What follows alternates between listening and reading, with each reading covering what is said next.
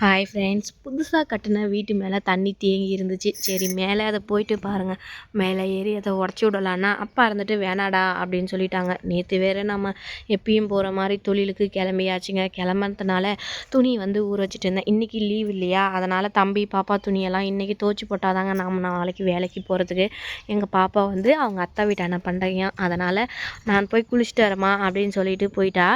குளிக்கிறதுக்கு அவளோட சைக்கிள் எடுத்துகிட்டு போகிறாங்க. காலையில் எழுந்து வாசல் தெளித்து கோலம் போட்டு சாப்பாடு செஞ்சு முடிச்சாச்சு. இன்றைக்கி வேறு போகி பண்டிகையா, கறி நாள் வேறு ஆச்சா, அதனால் நைட்டு செம மழைங்க. பேஞ்ச மழையில் தண்ணி பாருங்கள், வாழை செடியெல்லாம் செம காலே வைக்க முடியல. கால் வச்சாலையும் பதியாக இறங்குது, கீழே இறங்குது. அப்புறம் இந்த கோழிங்களுக்கு காலையிலே தீனி போட்டாச்சு. தீனி போட்டதும் கோழிங்கெல்லாம் பாருங்கள் போயிட்டு இது பண்ணிகிட்டு இருக்குது.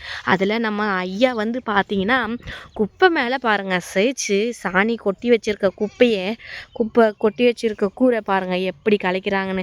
கோழி இருந்தால் அதை கொத்தும் இதை கொத்துன்னு தான் சொல்லுவாங்க. ஆனால் கோழி இருந்தால் எவ்வளோ நன்மை இருக்குதுன்னு அவங்களுக்கு தெரியுதில்ல.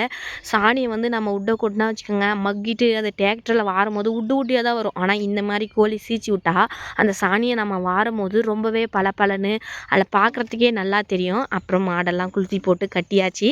மாட்டை கட்டியானதும் மாடுங்க பாருங்கள், கட்டியானதும் 2 கணுக்குட்டி ஒரு மாடு தான் என்கிட்ட இருக்குங்க.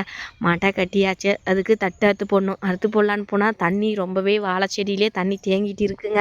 அதனால் இப்போ எப்படியும் தீவன பயிரில் தண்ணி இருக்கும், இந்நேரத்துக்கு போகக்கூடாது அப்படின்னு சொல்லிட்டு நான் அமைதியாயிட்டுங்க. பாருங்கள் வாழை செடியில் எப்படி தண்ணி தேங்கிட்டு இருக்குன்னு.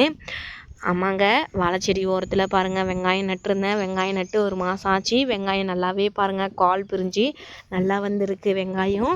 உங்களுக்கு எங்களோட வீடியோ பிடிச்சிருந்தா லைக் பண்ணி சப்ஸ்கிரைப் பண்ணுங்கள் ஃப்ரெண்ட்ஸ். எங்களுக்கு சப்போர்ட்டும் பண்ணுங்கள். பாய்.